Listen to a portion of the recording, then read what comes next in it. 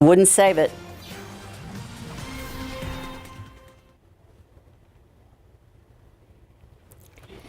New at noon, Governor Greg Abbott reacting to the deadly shooting spree that left 6 people dead in Austin and here in Bexar County. The man accused of the shooting is 34-year-old Shane James of Bexar County. He's accused of shooting not only an Austin police officer and an Austin Independent School District officer, but also 2 family members in East Bexar County. This is a look at Shane James now. Right now, we are waiting to hear even more information on this case from the Bexar County Sheriff's Office as well as police in Austin. The governor saying, we thank all state and local law enforcement and first responders who apprehended this criminal and protected our communities. The state of Texas will provide all resources necessary to impose the full weight of law on this criminal for his despicable crimes. Cecilia and I ask that our fellow Texans join us in lifting up in prayer the families and loved ones of those who were killed, as well as the Texans who are recovering from injuries. Again, that suspect, Shane James, in custody in Austin. This is new video coming out of the Eagle Pass. You can see hundreds of migrants wrapped in Mylar blankets waiting under a bridge to get transported to immigration processing facilities. This happening as the Del Rio Border Patrol sector reports seeing a surge of migrants right now. And it's expected to get worse with changes in Mexico's border policy. In fact, Republican senators are stopping President Joe Biden's plan to send billions more dollars to Ukraine until our border is addressed. Now Republican senators are warning that they are prepared to vote against advancing a more than $100 billion national security package unless it includes major border policy changes here. The senators are concerned that a policy change in Mexico will escalate the crush of immigrants coming across our border unless changes are made. The Mexican government citing budget issues that have suspended its efforts at migrant deportation and transfers, and this means it will no longer remove migrants coming through its southern border, traveling through Mexico, then into the U.S. With the deterrent gone, more migrants from Central and South America are likely to take their chances at crossing our border. Meantime, Israeli forces continuing to battle Hamas militants in Gaza. Now the devastation of mass displacement is being seen in North Gaza, and it's spreading down into the south. That's because the focus of the ground offensive is moving down the strip into the second largest city. This is further shrinking the area where Palestinians can go to seek safety, and is pushing large numbers of people toward the sealed-off border with Egypt, which is not accepting Palestinians. On the Gaza side of the border, makeshift shelters and family homes are already overflowing, and you can see many are being forced to live in the streets. Meantime, back here in Alabama, the 2024 presidential election is less than a year away, and tonight 4 GOP hopefuls are taking the debate stage. Former governors Chris Christie, Ron DeSantis, and Nikki Haley, and entrepreneur Vivek Ramaswamy qualify for the 4th Republican presidential debate. The debate will be held tonight at 7 o'clock inside the Moody Music Building at the University of Alabama. Former Governor Asa Hutchinson didn't qualify for the Wednesday's debate, but he said he is still in the race. And Republican Representative Kevin McCarthy says he's resigning from his congressional seat in California. This comes just 2 months after he was pushed out as House Speaker. He's the only speaker to be voted out of that job. He served in the post less than 9 months before a group of 8 Republicans pushed for his removal. California Governor Gavin Newsom will call a special session to fill that seat. The late Justice Sandra Day O'Connor will lie in repose at the Supreme Court on Monday, December 18th. That's one of the memorial ceremonies in her honor that was announced yesterday by the court. The court will take over, those events will be taking over the course of the next few days in Washington, D.C. O'Connor, who died Friday at the age of 93, was the first woman to serve on the nation's high court. A private invitation-only funeral service will be taking place for the history-making justice at the National Cathedral, and that will happen on Tuesday, December 19th. Outside with Live Cam, how many times or how many different ways can we say it's just beautiful outside? We deserve it. We do. And we've earned it. We've said that a lot this fall, but we have earned it. We continue to gather some of these great days here in a row. Things will begin to change as we've been talking about as we get into tomorrow and Friday. A little bit more cloud cover. The weekend brings about some pretty big changes in the form of cold front. In the meantime, though, the sunsets have been just incredible. Let's take you down to Peggy. I always love the name of that town, Peggy, south of San Antonio. But a great sunset there. Some flame clouds, as they called it. We appreciate you sending that picture in. And I think we'll have some more good sunsets coming up tonight. Molds, that's all we got today in the pollen count. I know we pointed this out earlier, but I wanted to mention, as we head into the weekend, we get a cold front coming through. And while we may not have any mountain cedar today, I think we will over the weekend. Now, it's not a guarantee. I'm not an allergist, but just based on when mountain cedar begins to kick in and based on the fact that we're going to get some dry air and gusty north winds coming out of the hill country on Saturday and Sunday, be prepared for some higher mountain cedar counts. Get those allergy meds ready. We're headed into that season. Unfortunately, it is December after all. What does that cold front mean for our temperatures and rain chances? We'll take a look at that for you coming up in just a few minutes, guys. Thank you, Justin. Now to a warning about buying used cars. This is the scam we were talking about earlier.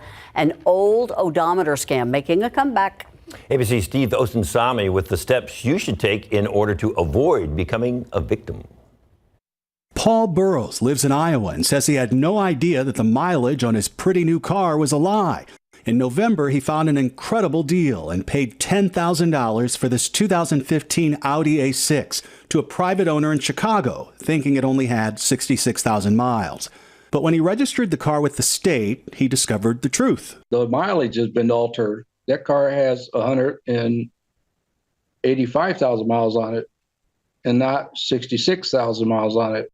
We asked experts to run the vehicle, and they tell us that if those low miles were real, the car could have been worth as much as $18,000. Was I heartbroken a little bit? Yes, because, I thought maybe I was getting a really good car at 66,000 miles. As we discovered, it only takes minutes to cheat. So go through and already selected Chevrolet, HHR. Yeah. This is a 2009 model. Josh Engel repairs vehicle odometers north of Atlanta and says that thieves can quickly change an odometer reading. All right, there's our kilometer value. Yeah. We'll go to 70,000 kilometers. And you just tell it a new number. That's it. Hit enter, and you'll see mileage will go change. 43,000 miles on it. It changed instantly. Mm-hmm. Yeah, so seconds. Yeah. It takes no time. Yeah. Does the car have a record of I've been tampered with? Some do, some don't. Okay. This one does not. According to Carfax, new data tells them that there are about 2.1 million cars on American roads with odometers that have been rolled back, up 7% from a year ago and 14% from 2 years ago. And the cost to American car buyers is more than $1 billion each year, according to the federal government. So there are sometimes organized scammers and there are sometimes one-off people. Experts say the best protection is to always get a report using your car's VIN and have an independent mechanic look underneath the car before you buy. They can look for overly worn brake pedals. They can look for shocks and struts that may seem much more worn than that odometer reading suggests.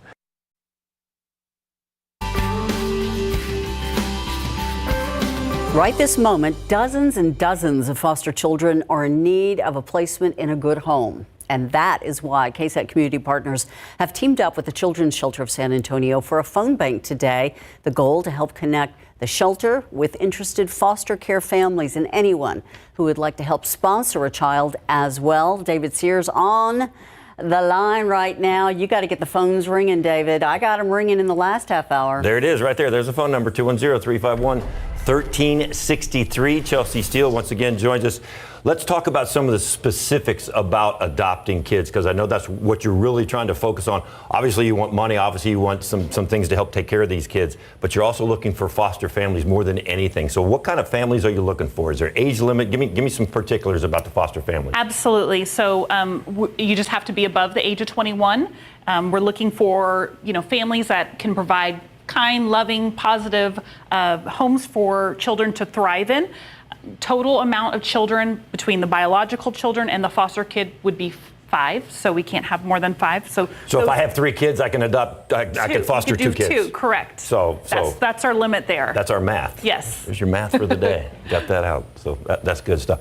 But no age limit. So even somebody like myself, who's in my early 60s, if I wanted to foster some maybe even some older kids, because Absolutely. we You can just take care have of to them a go little through easier? the program, get certified, and we can help you with that and provide those resources and the training. As far as products that we're looking for, what kind of specifics are we looking for to help these families who are currently fostering kids? You mean with donations? With donations, yeah. Right. So we're always looking for with formula. We have clothing needs. We have toys, especially here in December. A lot of families are struggling to put food on the table. So if we can provide those additional resources, that would be lovely. And we know that incidents happen 24/7. Yes. And sometimes these kids get in rough situations. Look at it. All right, Ursula, see, they're already ringing. But incidents happen 24/7, 7 days a week. So Correct. these kids can end up in some pretty precarious positions.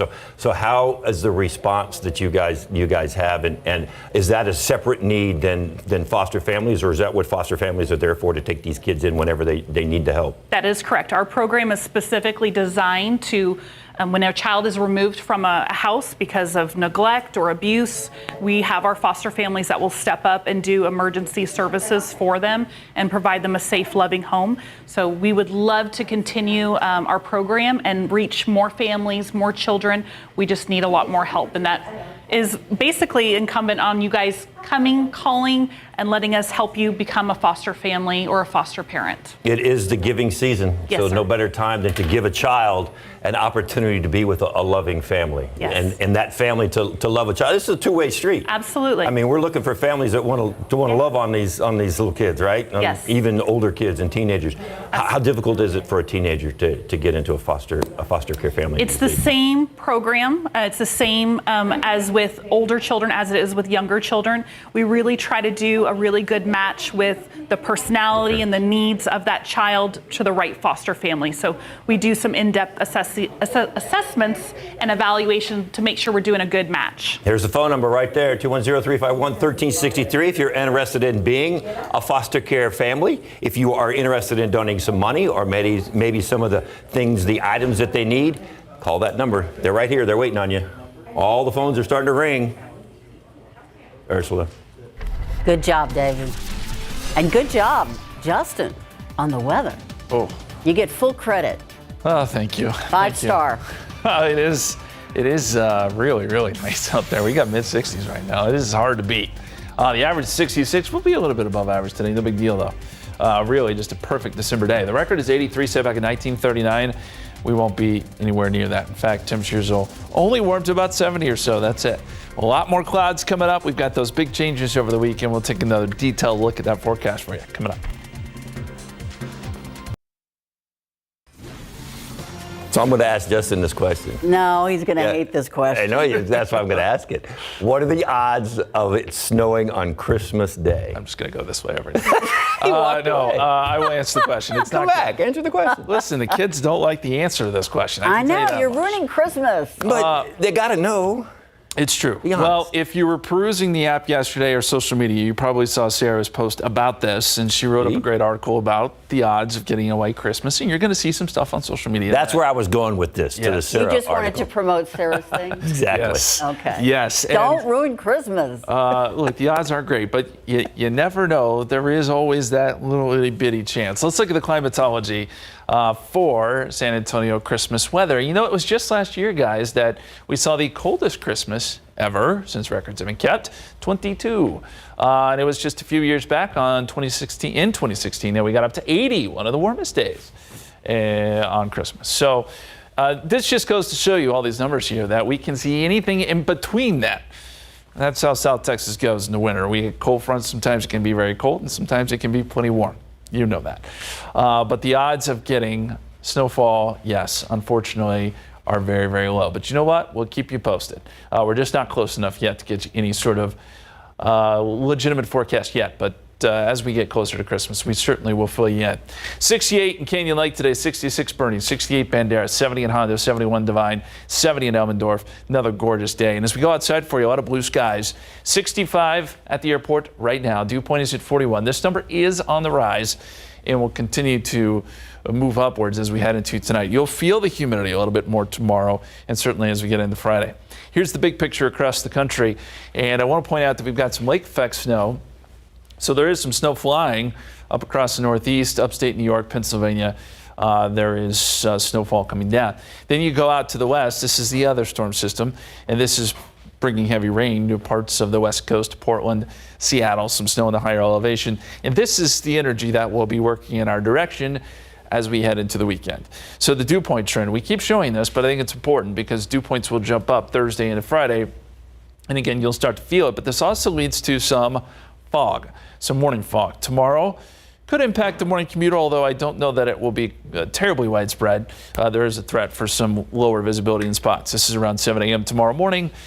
Just know that as you head off to work and school tomorrow. And I think we'll see it again on Friday. So we start off with patchy fog tomorrow. Clouds will have a hard time burning off. So tomorrow's going to be a fairly cloudy day. That'll be a significant change from what we've seen the last few days. Temperatures will still be mild and comfortable, just less blue sky. And as we get into Friday, here we go again. Patchy fog, maybe some patchy drizzle too to start your Friday, and then the clouds burn off and we get sun Friday afternoon. Friday afternoon will be nice. It'll be warm, it'll be humid. Whatever plans you have looks good because our cold front holds off until Saturday. And we think it'll be mid-morning on Saturday that this front slides through. With it, there'll be a thin line of showers. We could see a shower or two, but rain chances are at 10%. Not great. Most of the thunderstorm activity and significant rain will be off to our east and southeast. Then the winds kick in behind this front. We get gusty winds most of the day on Saturday, and that makes for some cooler weather. 69 the forecast high, but by Sunday morning, we're down to 38. 62 on Sunday. Sunday's going to be a beautiful day, but just know it'll be jacket weather to start. 65 Monday, 67 on Tuesday. And yes, next couple days, we're still in the 70s before that cold front arrives. We'll be right back.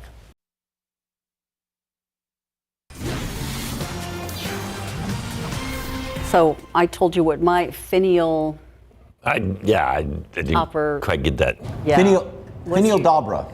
Finial what? Dobra. Dabra. Yeah. I got to watch more Hallmark movies, apparently. I just have a see? star on top of mine. You have a star too? Just a star on the top of the tree. There's a trick, something having to do with zip ties, I don't know, to get the star right. Get the star right? You got to make sure your star isn't droopy.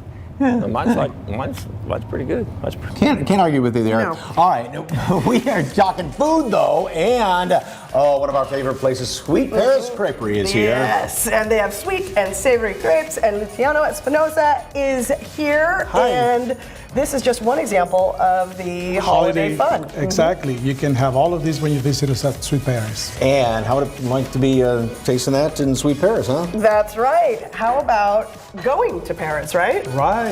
Yeah, you'll have chances to enter for a trip to Paris. Yes. Yeah, talk about a sweet trip from Sweet Paris Creperie. All right, restaurant celebrating a big anniversary, and Jen is there.